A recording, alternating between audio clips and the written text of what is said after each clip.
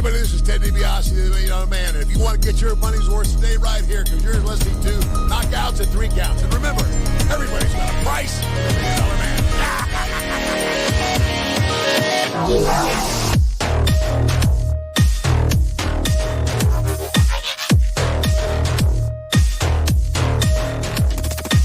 This is Don West here, and I'm telling you, Knockouts and 3 Counts is the podcast, baby! Make sure that's the one you check out, because, buddy, like me, they're the real deal, baby!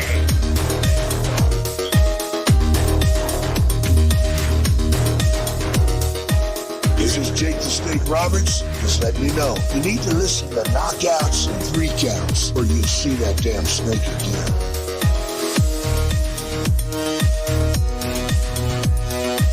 This is the Ring of Honor World Television Champion, a.k.a. Shane T-Boy, the baddest champion you ever seen, boy. And you're listening to Knockouts and 3 Counts. What up, though, everybody? This is Kyle, and you're listening to Knockouts and 3 Counts, and we've got a very special guest for you. But before we get to that, Kyle, it's been a minute since you've been on the show, so throw out your social media first. What's going on, everybody? This is Kyle. You can other Kyle. You can find me on Twitter and Instagram at Team Chaos. That's K-A-Y-O-S. You can find me on Facebook, Kyle J. Campbell. You can also find my other show, Wakanda Podcast is This, W-A-K-I-N-D-A Podcast is This on Facebook, and you can find it anywhere you listen to a podcast. Dev? Yeah, this is Devin. You can find me on Twitter at Devin63. That's D-E-V-I-N-T-H-E 63. You can find me on Instagram at All Steak No Sizzle. And speaking of All Steak No Sizzle, the podcast is coming back January 6th, so make sure you guys subscribe to that now. Basically, anywhere you can hear this show, you can hear that show. And also make sure you join the Reality Era News group on Facebook. We talk all kinds of wrestling. And last but not least, you can find me on Twitter and Instagram at Detroit Knockout, at Detroit N-O-K-O-U-T. Make sure you're following the show at all of our social medias at KO3C Pod. On YouTube, Knockouts and 3 Counts Podcast, and Facebook. If you're watching this, you already know, but those of you that are going to see this in podcast form, you can check us out on Facebook at Knockouts and 3 Counts Podcast. Well, without any further ado, Dev, I'll let you handle the intro for our guest tonight. Oh, I've been waiting for this one for a long time, man. Oh, Jesus Christ. This is That's what she said. Literally. This is one of my white whale interviews, one I've wanted to do for a while. So, in 1990, a group of men besides this today. Their names are Ricky Bell, Michael Bivens, and Ronnie DeVoe. And these wise men once said, never trust a big butt and a smile. And our guest is the epitome of that process. True. Ladies and gentlemen, welcome to the show, the one-eyed, thick-thighed weapon of ass destruction, Double D Rose. Double D, welcome to the Thank you for having me. Thank you. I couldn't have said it better myself. I told you I had something special for you. So there you go. That was beautiful. Thank you. Yeah, I knew Devin's wanting to do this interview for quite a minute, as we all have, but I figured Devin would do the introduction justice. Yeah, oh, definitely. Without a doubt. Without a doubt. I appreciate it. So, Well, Dev, you go first. One thing I left out of my intro is the first question I wanted to ask. Where did the Buns of Steel challenge come from? Well, I've been wanting people to see me, like, being an African American woman using her butt as a weapon. Like, people could, they can get turned off by that quick, because the first thing you think about when you see an African American woman, and something involving her butt, you think of like twerking or something like that. And I wanted to get away from that as much as possible. I wanted people to see me as what I am, and that is a weapon of ass destruction or all destruction, however you want to see it. And with my Buns of Steel, I thought to myself, you know what? In order to prove that I can, like, that my buns are literally dangerous, why not why not have a challenge that allows any male or female wrestlers to take a chair to my butt as hard as they possibly can, and if they can hurt it, basically, I thought of, hey, if it can dent a chair, it can dent a skull. So. I mean, that's a pretty safe bet, but I have to ask, since you totally led into one of the questions that I have on my notes for the show. So, with you, having the moniker, the weapon of mass destruction and things like that, do you feel like at all that's kind of like either A, pigeonholed you, or B, kind of like held you back in any way from like doing anything in wrestling thus far? I think it's both. Honestly, like I said before, especially wrestling in the South, like it's something that, they're not used to seeing. So, and that's the thing. I feel the fact that it's so different and it's so unique because, like, other than Rikishi, who is the GOAT, like, honestly, who has done something like this, and not just this, but a female. You know what I mean? So, I'm pretty sure it pushed people away, without a doubt. But that's the thing with originality. First people are turned off by it because it's unlike something they've never seen before. But then it catches their eye. They can't help but to look because it's something they've never seen before. Kyle? Yes. One of the matches that it really just made me kind of love wrestling was your encounter with Joey Ryan. Oh yeah. So you had the weapon of mass destruction against a guy that has a magic penis, and that's just beautiful. A magic penis. What the fuck? That's just a beautiful thing. I mean, the guy got his penis over. I mean, that's a hard thing to do. Randy, you were supposed to add the rim shot. But for intergender wrestling, that is starting to become something that is starting to look like that is where the industry is starting to go. You have everything Tessa Blanchard's doing in Impact. You had WWE at one time was thinking of pushing a Nia Jax and Dean Ambrose feud. What are your thoughts on intergender wrestling, and where do you see it kind of progressing as we're getting ready to go to 2020? Well, honestly, it has no choice but to go up because it's different. And when people see something they're not used to, of course you're gonna have the haters, that are crapping on it but that's what you have with everything that people see for the first time. Like, originality is like the latest fad, and especially in wrestling. But it's like I tell myself, you may have a King of Dong style, you may have a Jax, you may have a Native Beast, but if your promotion don't have a WOAD, are you really the top promotion? I mean, fair point. Ooh, true. Dev? Well, since we were talking about intergender wrestling, question that I have is, have you ever had a match with the Human Tornado? And if so, what will win, the balls of steel or the buns of steel? The buns of steel. The buns of steel conquers all. Like I said, people they ask, is it weapon of mass destruction or weapon of all destruction? It's whatever you choose, but there is only one WOAD. So everybody falls to the damnesia. So we need to get that going, man. Human Tornado versus Double D Rose, man. Gotta get that going. Festivus, book it. I was gonna say something about that because I think I saw something in your story or somebody else's was talking about Festivus. I was like, man, they clearly are listening to the show. Well, me and Kev kind of stole that shit because it's like 35 years old from Seinfeld, but it works for us. I mean, shit. What in wrestling hasn't been stolen though? I mean, realistically. I mean, fair point. That being said, Kyle brought up the whole Joey Ryan thing. So Joey Ryan, anyone that doesn't know, I mean, obviously, just from what we said, I mean, obviously, the guy's a polarizing figure as far as wrestling goes. So you either like his dick or you don't. What the fuck? Way to throw off my flow, asshole. Anyways, with that being said, he's very polarizing. What were your thoughts on going into a match with him? Did you just see it as big opportunity, or how do you feel now that you guys are on the other side of it? What are your thoughts on your matches with Joey, and how do you feel like that helped either propel or did it hurt your career at all? I would like a rematch. I would love a rematch against Joey Ryan. And I feel that this match, I definitely felt that it was something everybody wanted to see. But I feel that it was just a sampler of what we could do. It showed our strengths, it showed our weaknesses, and it shows that when we get into the ring together, there's no there's no telling what could happen.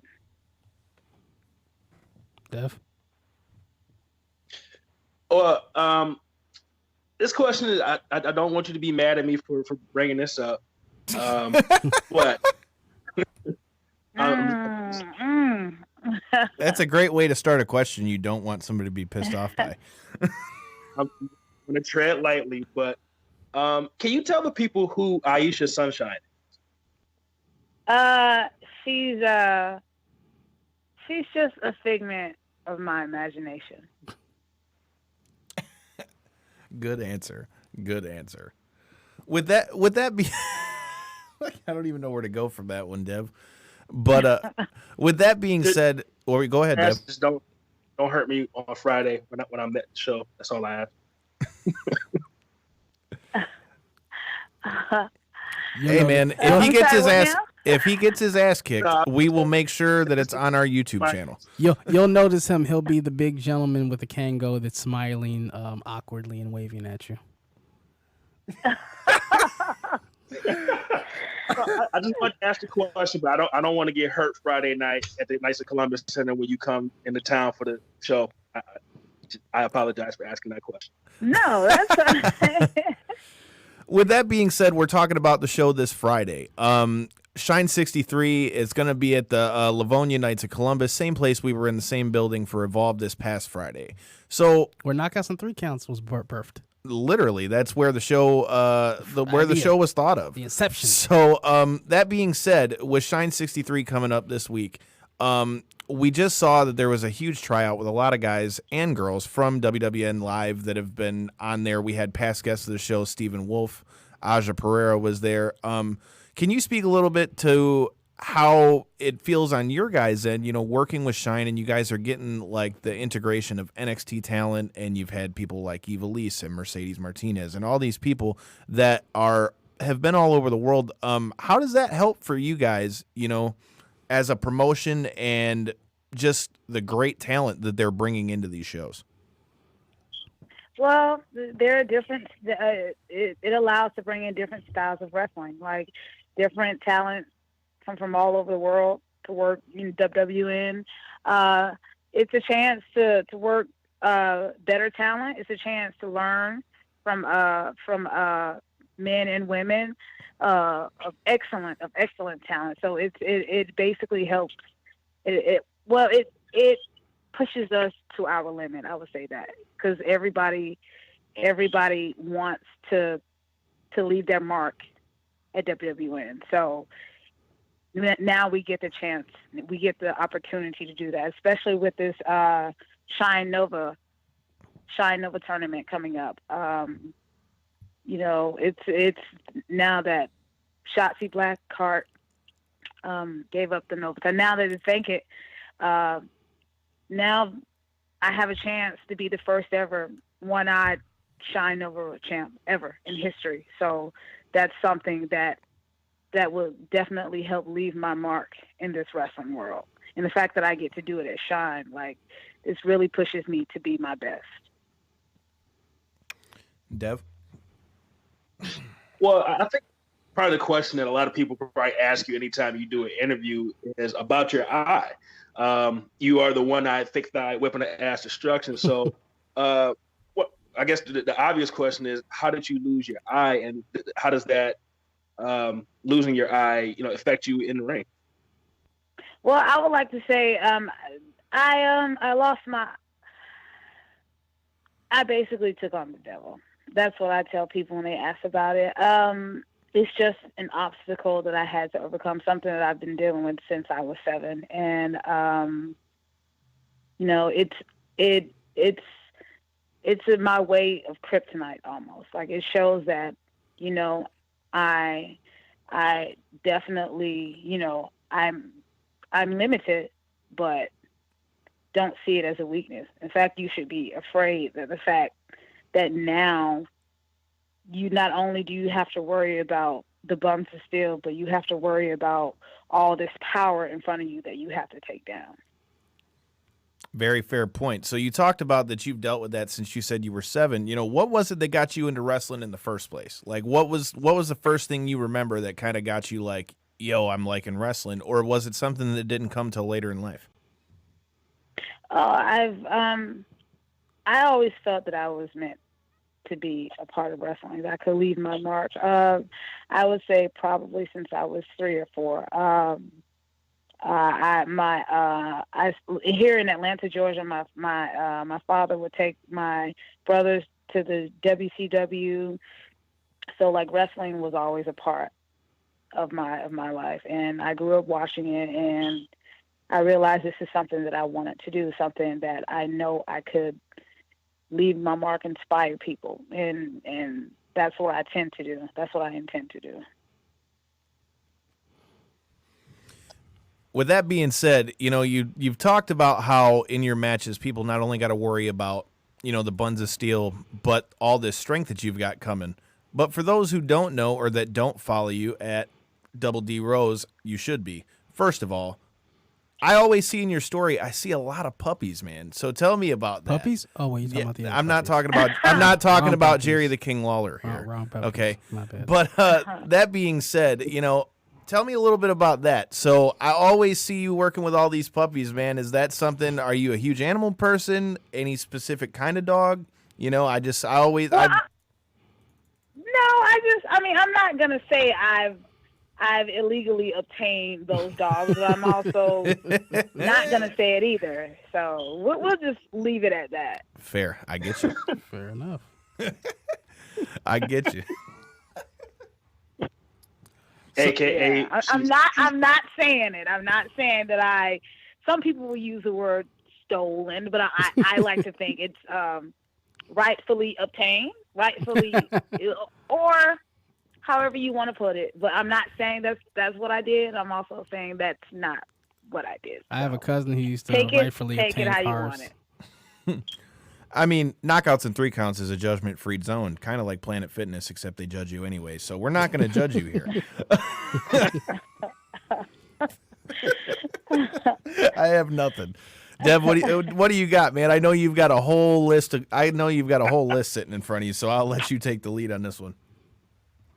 Well, one of the questions I have is that AEW has just signed a fellow wrestler of yours from Shine and Big Swole. Actually, she's making her debut on Dynamite this Wednesday.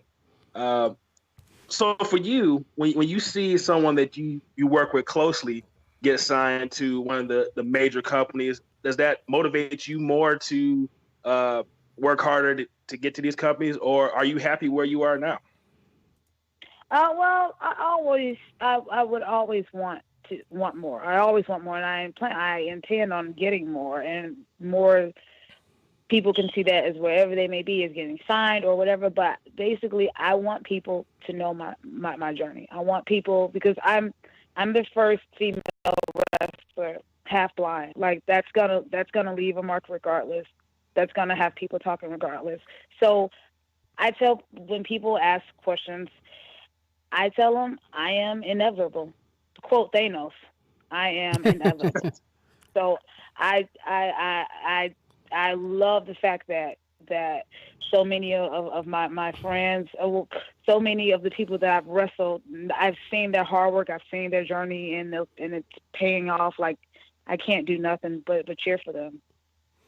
So that brings up a question for me. So those that listen to the show, I've got nothing to hide with it, and I've talked about it at nauseum here on the show. Let me get so I grew up with cerebral palsy and I boxed, so I've never wrestled. But for me, having CP, footwork was always the hard part for me.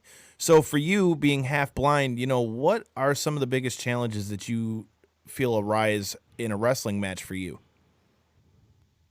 Well, the fact that that I have one eye, that I like, it's my kryptonite. It shows that I'm human, even though like I'm literally an indestructible force of nature. It still shows that I'm imperfect and that I'm already halfway down, so I have to make sure that, you know, I protect, you know, I watch out. I have to be 3 times as good because I already have a flaw against me, I would say. What would you say would be Like people, any of the advantages of it? the advantages? Yeah, would there be That any advantages to it? Like, well, people, I guess some people, they see it as a flaw, but like I said, I've been dealing with this my whole life, so this is the normal for me. Right.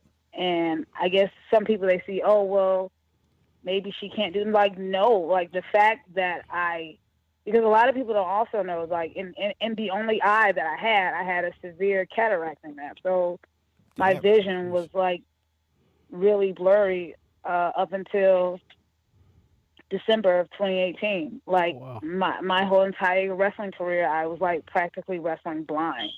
And like now that my vision is fixed, now that I can actually see, like, you better be fucking scared. Like, whoever steps in the ring with me, like, I know, my apologies for the swearing. I mean, yeah, trust me. We cuss all the fucking time. Like, I know, like, you know, people are, oh, she's like, no, be fucking afraid. I want people, when they talk about me, I want them to say, the only thing that's fake about that WOAD is her glass eye. Like, I wear my heart on my fucking sleeve, and the only thing, that's fake about me is my fucking glass eye. You better be afraid. If you step in the ring with me, you better be fucking afraid, and you better bring your A game. Don't pity me. Don't feel sorry for me.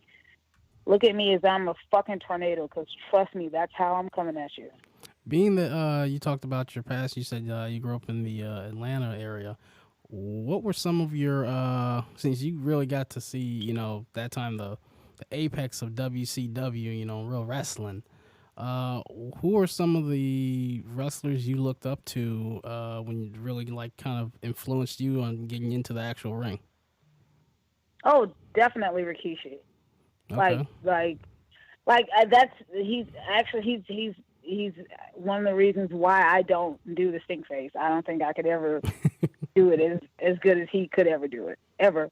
That's why my finisher, like, people, you know, I've had fans ask me, how come you never do the stink face? Because, like, me sending you down in a corner and running full speed and hitting you with my buns of steel is gonna, you know, it's gonna be more devastating than me rubbing my ass in your face. Like, no. He's the fucking king of that. Of all things to be the king of. Well, and he did do it for The Rock. Oh, God. Son of a bitch. Devin? Well, kind of 2 questions. First question is, have you had a chance to talk to Big Swole or Marty Bell about the panel that they did at StarCast with the guys from the Corner Podcast, the Wrestling with Stereotypes? No, I have not. I know Big Swole. She, I read her article on Representation Matters from Rise Wrestling, but no, I haven't seen the Starcade one. Well, they're going to be doing the 3rd one, and I might be a part of it. I haven't confirmed that yet, but it's going to be taking place WrestleMania weekend before the GCW show. And basically, the whole show is about stereotypes in the wrestling business, discussing them. And like I said, Marty Bell's a part of the first one, Big Swole's a part of the second one. And honestly, I think you would be a great part of that show. I think you would have a great story to tell. I concur. And so just in case it doesn't happen, I'm putting it out there. I think it's going to happen, but just in case it doesn't happen, can you talk about the challenges for African American woman that's a thicker African American woman in the wrestling business, like people like yourself, Faye Jackson, Vanity? What is it like being a full figure Black woman in the wrestling business? Well, speaking from my experience, you know, everybody wants you to be Awesome Kong. You know, they all want you to be awesome calm. They want you to be her, like not even. And when I say in my experience, I mean like when I started wrestling out, not now, not present, but wrestling in the South especially, they all want it. You know, if you were a heavyset black girl, they want it. You know, awesome calm. I felt that they weren't ready to not accept, but give more African American female wrestlers a chance. And I felt that because I felt they felt that the fans would like it too much. And, you know, this whole time they have their certain girls, they have who they want, and, well, bringing in this girl who's obviously better talent, she knows what to do, she knows how to do it, she'll, you know, the fans will probably like her more than the girl that they want. And that's how it was wrestling in the South for me. Now, for the North, I'm not sure because but in every place I've wrestled up north, they treated me, they welcomed me with open arms. But yeah, it's just they always wanted you to be the stereotype, the big mean monster. And like even to this day, like people get me and Faye Jackson like is confused for the same person, as if we're the same person. And it's like we couldn't be more different. Like, oh, you're two black girls with big butts. Like you do the same thing. Like if you would just look at us, you would see that we are nothing alike. We are our own identity. Wow. You know what? It sounds like you got a lot more you want to say about that. So I'm gonna hit up Andreas and Kel. Kel's watching right now. Be down there. What's that? Kel's watching right now. I tagged him. Sweet. Yeah, I think you would be a perfect person for that panel. I would love to be a part of it. I would love. Yeah. Well, he's listening. Amazing. All right. Well, Kel, I'm not trying to book your show, man, but I'm just throwing it out there in the universe. Fuck it. We booked Blackwell shows already. Why don't we book that next? So that brings up a great question for me. So, like, you know, you talked about how a lot of times people, you know, make you and Faye Jackson, they think that you guys are like the same people. You know, how hard would you say on the female spectrum of wrestling it is for you to be able to differentiate yourself, you know, and make yourself stand out from everybody else with, you know, the rise of, you know, the women's revolution or whatever you want to call it? You know, how hard would you say on a female end is it for you to make yourself stand out from all the other female wrestlers? I'm gonna just say it. I got a fucking eye patch. Like I got one fucking eye. Like bring me your fucking best. Like don't think that just because I'm walking around here half blind that like no, bring me your fucking best. Oh, best believe. Oh, I tell people the best thing that ever fucking happened to me was removing my eye and telling the wrestling world about it. It was a huge weight off my shoulders, and it was basically the last piece of the puzzle of who I'm supposed to be. I'm the one-eyed, thick-thighed WOAD. Like, don't ever think that just because this eye patch or me being half blind is a weakness. It's a flaw. And it's like, and I wear my heart on my fucking sleeve. And, you know, you stepping in the ring with me, bring your A game. Bring everything you got and then some. Because I am a danger in every aspect of that ring. I love it.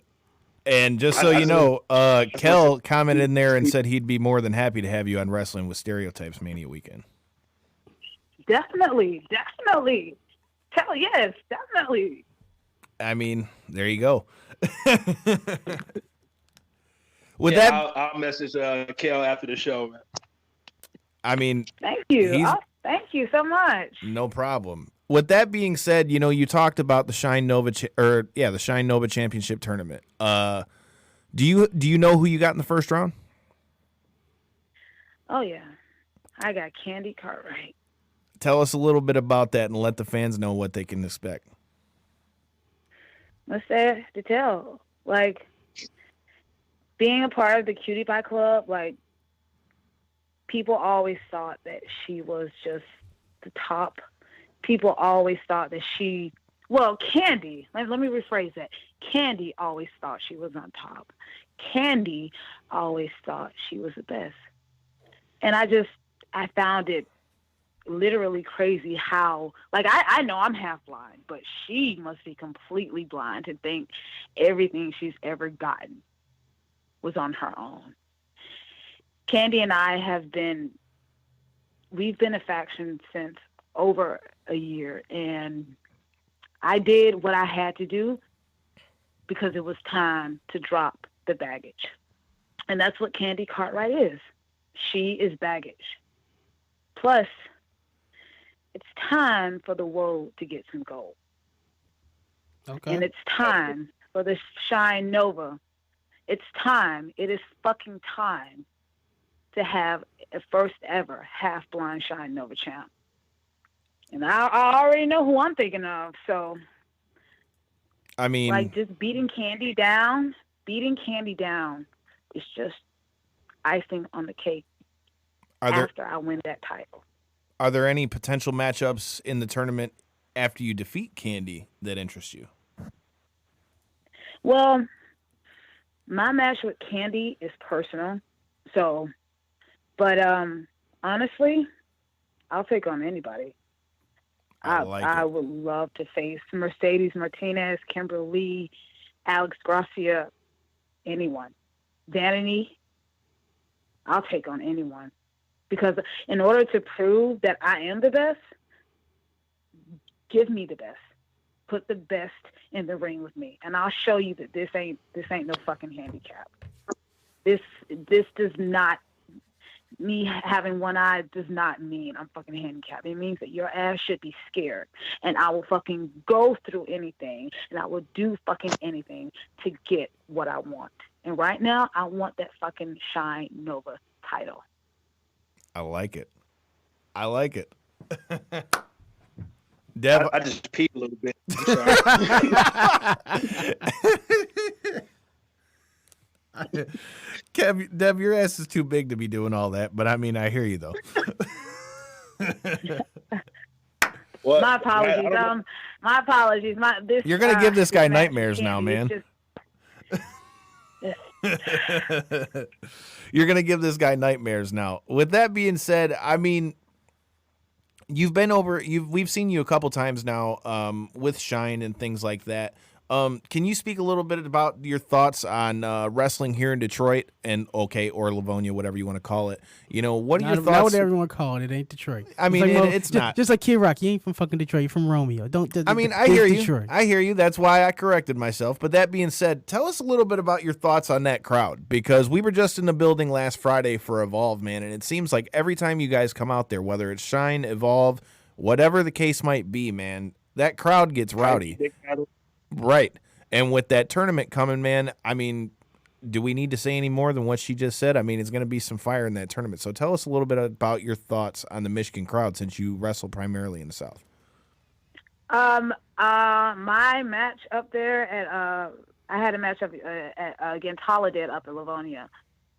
Freaking amazing crowd. Like, I love it. I love everything about being up there.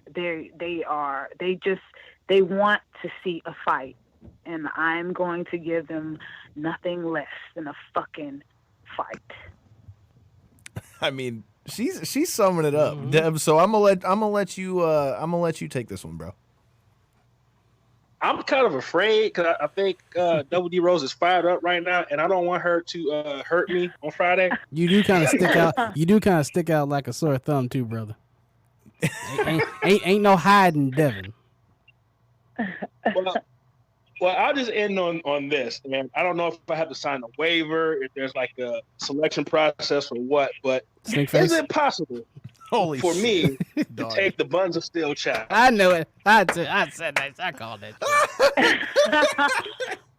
Well played, sir. Well played, sir. That gets a damn bell. Jesus Christ. Well, you're not the first to ask this, but I say, with comes great power comes great responsibility. Ooh. Yeah, Ooh. so I've had a couple casualties trying to let non-wrestlers try to do the Buns of Steel challenge. So Careful, Debbie. that's not something You don't want to end up like old boy on that TV show, The Boys. If you've seen the show, you know the rest. So, I don't know if you're watching the live feed right now, but you've already gained yourself a couple fans because we've got a couple comments from a regular listener to the show. You know, Seeth, he wanted you to know the people with a handicap are the best in the business to do it and are the coldest people to do it. They are twice as nice. So you're gaining yourself new fans with this one. It's not a handicap. I agree with that. I'm saying what he said, sir. I didn't say that. Yeah, it's a flaw. It's my fucking kryptonite. Hey, That's I'm what with it you. is. Being somebody that's got Crohn's and cerebral palsy, I totally respect it. Mm-hmm. Thank you. No problem at all. With that being said, I mean we've kept you a little bit. Let everybody know where they can find you on social media, and we've talked about your opponents already this far for this Friday.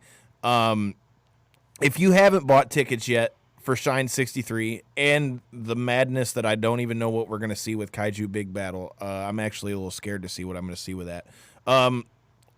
Let those who haven't seen you wrestle before, let them know what they're missing real quick before we let you go, and let them know where they can find you on social media and all that good stuff.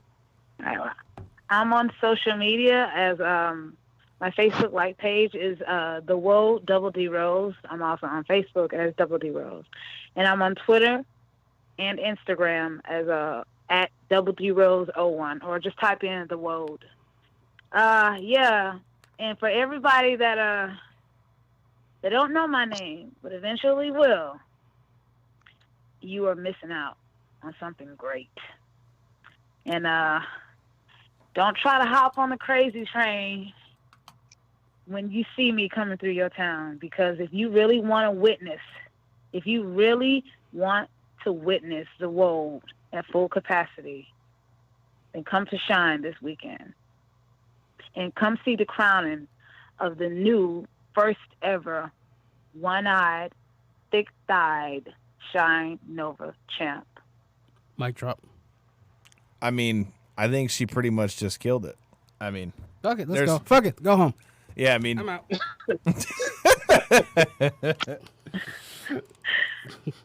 Well, we appreciate your time, and we can't wait to see you this Friday and watch you get a little get back on Candy Cartwright and take home that Shine Nova championship.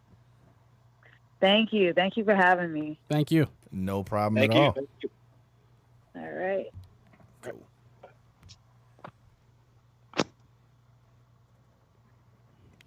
Well, the weapon of mass destruction, guys. I mean, what can you say? She'll get a thunderclap from me.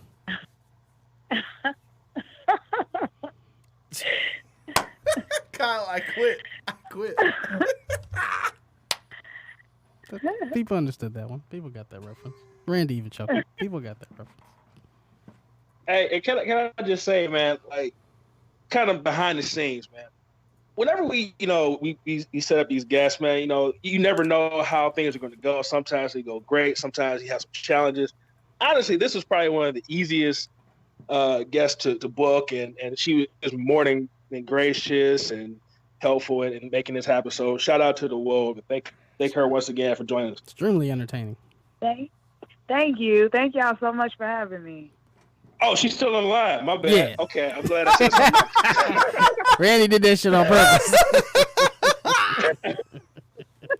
If you could only see, oh my God, I wish you could see Randy's face right now. Jesus Christ. This You guys motherfucker's thought face. you thought I was gone. He thought she was off the phone. Oh, so that was truly, you truly meant that. Oh, that's so sweet. He thought only. I mean, he thought only we the all face. meant what we said, but oh my God, if you could only see our producer's face He right thought now. it was just the two of us here, and then everybody else is listening on the Facebook live chat. So it would have been a lot of people anyway. So. That was fucking awesome. Wait, but fair. Oh, Warning, we are still on the air. You're still on the air, people. This what everybody knows.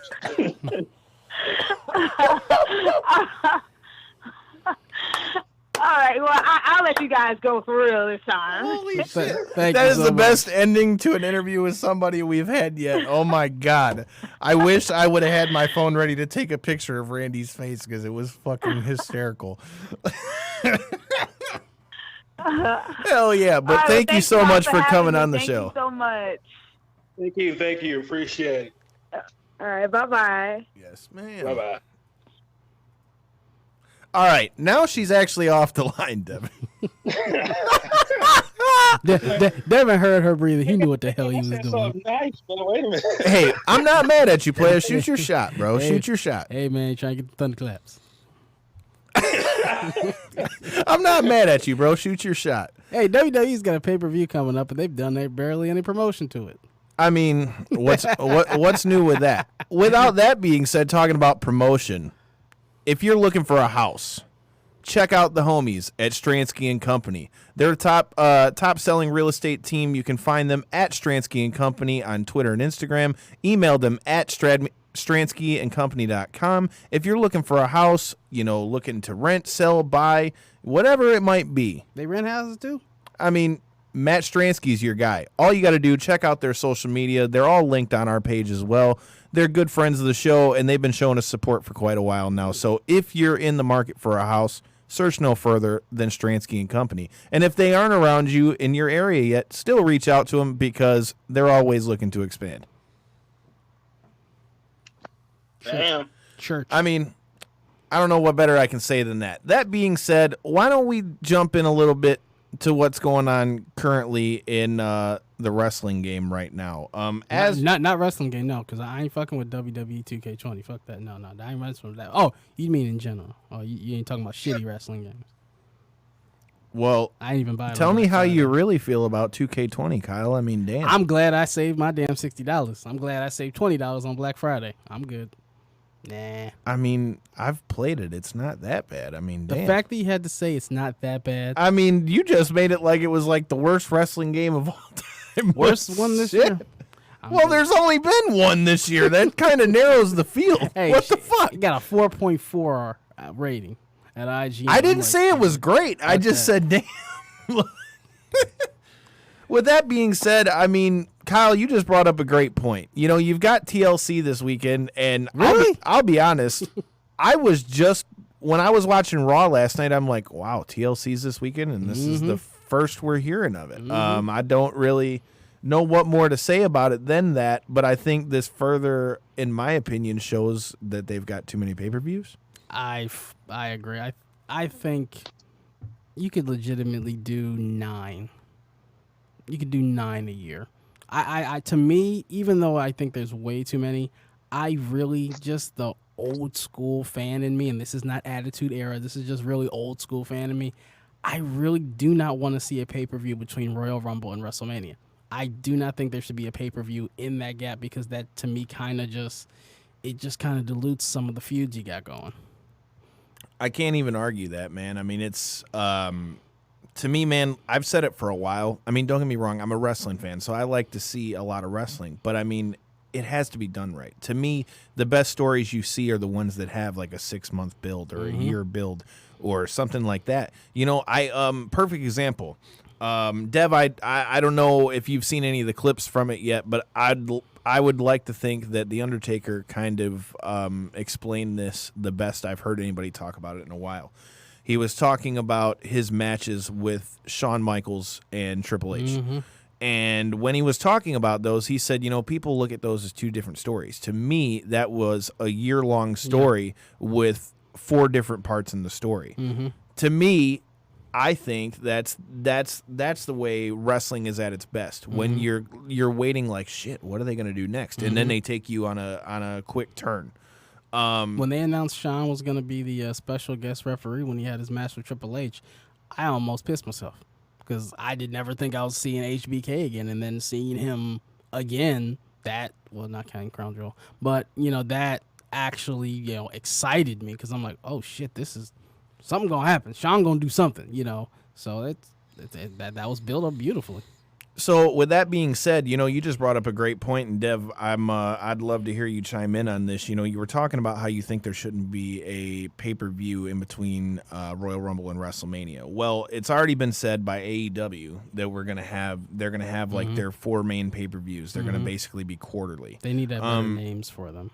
Dev, tell me what your thoughts are on the build on pay-per-views in general, not just WWE, but I mean, to me, I like that AEW is doing that way. And do you think that that is a smarter way for wrestling to be booked? I think so, man, especially for a company that's, basically 3-4 months old right now. Basically, they're building their way to the WWE did back in the day, the 4 pay-per-views. And it basically what this is doing for them is basically making everybody watch the television. The pay-per-views are big. It's more revenue for them, and all that. But if you want to see these stories develop, you want to see stories pay off, you're getting that with the television too. With them going head-to-head with NXT, it lets you see that, hey, our television is more important for us. And with NXT doing the same thing too, they run 4 pay-per-views, takeovers a year. So I think it's a really good model. It's like a circle. You have the TV show to build up the pay-per-view, and then from the pay-per-view you want to watch the TV show to see what happens next. It seems like some other companies just think just because you have the pay-per-view, you can just do something at the pay-per-view and then it'll get you to watch. And I think it's kind of like selling a hamburger without, giving somebody the toppings. You want to actually let them know they have everything in there, and if you just give them one part, it's not going to lead into the other. Very fair point. I think it makes these pay-per-views more important. Like I said, with WWE, there's 12 of them. Pay-per-view 3 weeks 14 later. 14 counting the crown jewels. Oh, yeah. So, yeah, the pay-per-views mean more when there's less of them. Like this, I don't know if you guys want to talk about it, but this weekend, NWA is having their first pay-per-view. I definitely would like to talk about that because I think that's going to be fucking great. That is just great. It's just a great product, Cornette notwithstanding.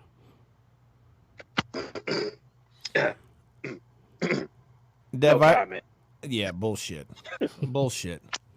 Anyone that watches Dev05 Live, which is what he's calling his segment now, knows completely how you feel about Jim Cornette at this point. It's the goddamn taco meat lunch special. We copyright that shit. Damn it! I told y'all put that shit on a shirt. But real quick, since you brought it up, I'll mention it real quick. Yeah, honestly, Jim Cornette is honestly one of my favorite people in wrestling.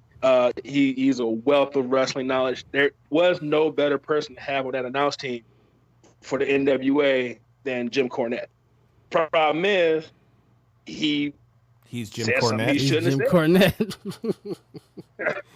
he fucked himself, man. So hey, there's shit you can't say now. That's nothing. Like you can't say certain things that we could say 15, 20 years ago. We can't say now, and that's just how shit is. But 20 years ago, there were words that you couldn't say from the 1970s. So it's not that surprising social norms, but it's just like, dude, then it was a bad euphemism to me too. I'm like, that euphemism was old. I'm like, you said that literally back in the 90s. I saw a soundbite from saying that same thing. I was going to say Mark Henry talked about that on Busted Open. And I'm like, it ain't even a funny anecdote. Like, it's not even good. Yeah, I had to say, when he said it, I'm like, wait a minute. Wait, hold on. Let me break this down for a second.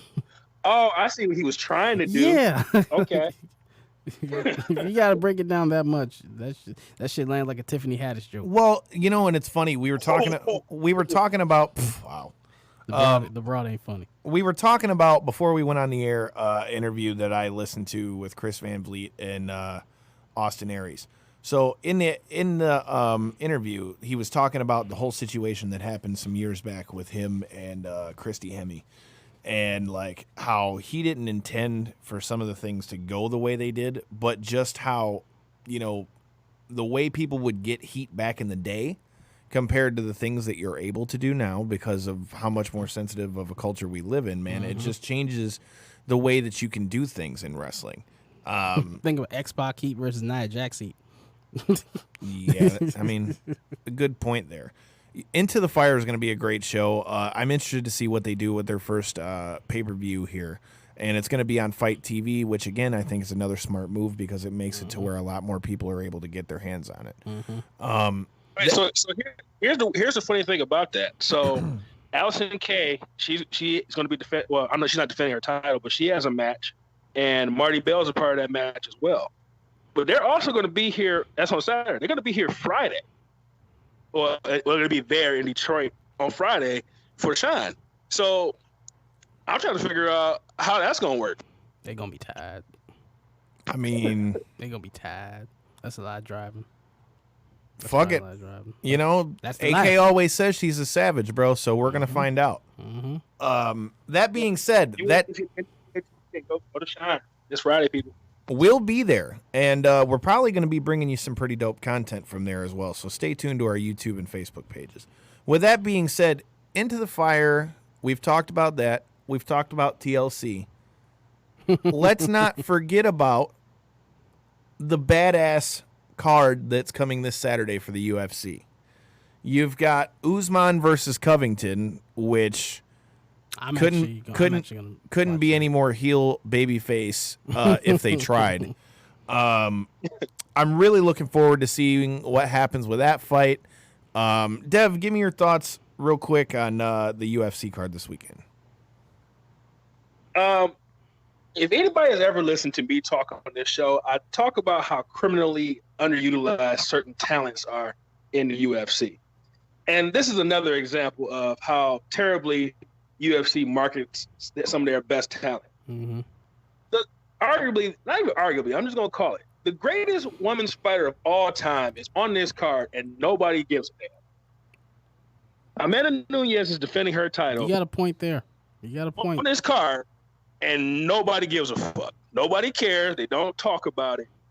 They're not pushing. Ever since Ronda left, it seems like they really just, don't treat their women's division as much as they did because they don't have that one star. But, man, Nunez, I knew about her before I knew about Rousey. I disagree with that. I think I've got my thoughts on why it is, but if this was Paige Van Zandt and not Amanda Nunes, they would have been pushing the shit out of her. That's all I'm going to say. She's the greatest. She's literally defeated everybody. You look at all the champions of the in UFC history, she's pretty much beaten them all. Yeah. All right, and we would be remiss to talk about UFC without talking about, first of all, I'm going to give my thoughts on it first, and Dev, since I know you watched the fight, you're more than happy to chime in afterwards. So, past guest of the... Yes, exactly. That's exactly what I'm talking about. Past guest of the show, Cody Stamen, went to war this past weekend, UFC DC. Now, before I say anything, for all of you motherfuckers that are going to say that I'm just hopping on Cody's bandwagon because he was a past guest of the show. Fuck you, Joe. The guy that he fought is a fucking savage. He fought a good fight. That's why the fight was so close, especially considering the guy got a point taken away from him in the first round. I know that part. But with that being said, I don't understand how the fuck you can lose a fight in which your opponent already lost a point in said round, was taken down twice in said round. I think Cody lost the second round, clearly, but in the third round, beat the living shit out of the guy and finished with the fight in mount and was pounding the shit out of him. I think that decision was bullshit. But, Dev, I'd love to hear your thoughts on it. If you want to see, all right, I always say, stats tell a story, but they don't tell the whole story. But if you look at the stats from this fight, basically every single category, Cody dominated. 5 takedowns. His opponent had none. Strikes, significant strikes. I think the only thing his opponent won was like leg strikes. But every single statistical category, Cody dominated that shit. And like you said, he ended the fight basically about to finish the shit. And you come up with a majority draw? It's robbery, man. And I think I think it's one of those, hey, this is the guy that we're pushing right now. Cody was supposed to be a stepping stone, and Cody messed up their plans. I think that's what it was. I mean, I can't really argue that because Kyle, I don't know if you watched the fight or not. I didn't get to watch it, but I did see a lot of people I didn't even think that were actually in the MMA actually talking about it, and it's controversial. I mean, like I said, man, as far as I'm concerned, I mean, and again, this is not biased because he's on the show. I honestly feel if you just look at the stats like Devin talked about, and if you watch the fight, I mean, don't get me wrong. I'm not saying Cody smoked the guy by any means because obviously you can't say that or the fight wouldn't have been that close. But that being said, I think even if you look at it from like a layman's way of looking at a fight, right? Most people, when they look at a fight, they look at fights, who was on top more, who hit the other guy more, who had more damage, who had more takedowns. Cody won all of those. This was like 6 minutes of the fight. Cody was in the dominant position compared to I think it was like 1 minute and 11 seconds. What does that tell you? He was in control for more than a round of the fight. I don't know.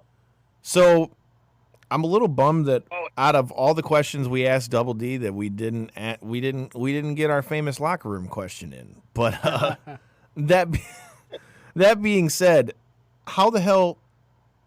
Why does Alistair Overeem look like he got bit by a dog right now? Rest in peace to Alistair Overeem's lip. That Ooh, dude. Man, I actually got mad somebody shared that because mine was, damn, I wasn't trying to see that shit at 6 in the morning. That shit fucked my day up. Look, I'm just going to say, I don't know if he bit through his mouthpiece and maybe bit his lip or... Shit, that's a big bite. You must have Alvin... Well, I mean, think about it. If Chipmunk you're getting hit by a heavyweight and bite your lip in the process, it's very possible that shit looked like it was almost up in his damn nose. Like, whew. Well, that's the thing. It didn't look like he bit. If you seen like the slow motion gifs of it, it looked like his lip literally exploded when he hit him. Like that's probably that's definitely one of the top 3 most gruesome things I've ever seen in an MMA fight. That Sakuraga's ear falling off. Oh God. Oh yeah. And I can't remember her name. Leslie Smith. I think her ear exploded once. Yeah, I saw that one. Oh yeah. fuck. Yeah, those ones are always nasty ones. Spider's leg. And either way you go, man, I mean, there were definitely highlights from this past weekend's card, and I definitely think this weekend, which there will be an After the Bell segment coming with that, there's plenty of good fights to come out of here. We're finally going to see if Colby Covington can back up his mouth. And I thought it was kind of funny when I was watching the, lead into the fight, whether it be the countdown or whatever, they're calling him the captain of American Top Team, but I find that funny because it seems like the majority of American Top Team can't stand the motherfucker. I mean, I may not know a lot of people at American Top Team, but I can see with my own eyes. That being said, man, we're getting close to the end of our time here. Like we said, Shine 63 this Friday, Kaiju Big Battle. Going to be a great show. We are going to be in the building, and stay tuned to all of our social medias as we're going to be bringing you some great content from there and bringing you some very special guests. We've got UFC, you've got Into the Fire, you've got TLC. I mean, if you're fans of either one of our demographics, which if you're listening to the show unless you just love us, I mean, in that case, we love you too. We take that. But we take all love. Exactly, but I'm assuming that since you're listening, you're a wrestling and MMA fan. I mean, what more could you really ask for out of a weekend? Sex. Well, that too, but I mean, no, being honest. I mean, you're the sex one. And a couple $1,000. I mean, again, I'm not mad at you for that. But with that being said, we're going to be covering all that stuff for you. Again, we'll be in the building Friday, Shine 63. Well, I think that's about it for us. So, Kyle, throw out your social media. And are we going to see your ass on the show more often, motherfucker? Fucking tired. Got a job. So I'm why? trying. That's weak. Trying. Shit's weak. Yeah, you can find me on Twitter and Instagram at Team Chaos. You follow me, I'll follow you back. You don't have to be afraid to follow me when we got a couple thousand followers, and get likes and shares. You can follow us all back. It's okay. We don't be scared. You can find me on Facebook at Kyle J. Campbell. You can also find my other show, Wakanda Podcast is This, WAKINDA. Podcast is This. You can find the Facebook group on Facebook, and you can find the podcast literally everywhere you listen to a podcast. Stay tuned for our show coming up this week, talking about Crisis on Infinite Earths. Dev, what about you? Infinite Earths. I like that. I'm Devin. You can find me on Twitter at Devin63. That's DEVINTHE63. You can find me on Instagram at All Steak No Sizzle. That's one word. Make sure you check out the re-debut of All Steak No Sizzle, January 6th. Day before your birthday. What was that? Day before your birthday, ain't it? Yes, sir. Look at that. January. He remembers your birthday, too. My mom and my baby sister and like 3 other people I know have the exact same birthday. Well, fuck you, man. I was trying to make it sound all special and shit, but you ruined that. I'm fucking haunted by Capricorns. Our intro music is More, More, More by Punch Deck. More. Thank you for letting us know that, Randy. Punch and last but... Punch Dick. More. Punch Dick. More Punch Dick. More Punch Dick. More. Oh, my God. Probably not a good idea to insult something that is given to us for free. Dude, why... Oh, shut the fuck up. You were just laughing to the shit. What am I supposed to say? Now you're going to jump on. He's like, yeah, man. What am I supposed to say? Man, you should do that shit, man. Yeah, man, you should This do that isn't shit. South You're Park, laughing. motherfucker. Anyway, with that being said, you can find me on Twitter and Instagram at Detroit Knockout. Make sure you're following the show like Cartman, at KO3C Pod, Knockouts and 3 Counts on YouTube, Knockouts and 3 Counts Podcast on Facebook. And again, if you're going to be at Shine 63, make sure you're there. Come say what's up to us. And with that being said, fuck your couch. Yeah, my papa.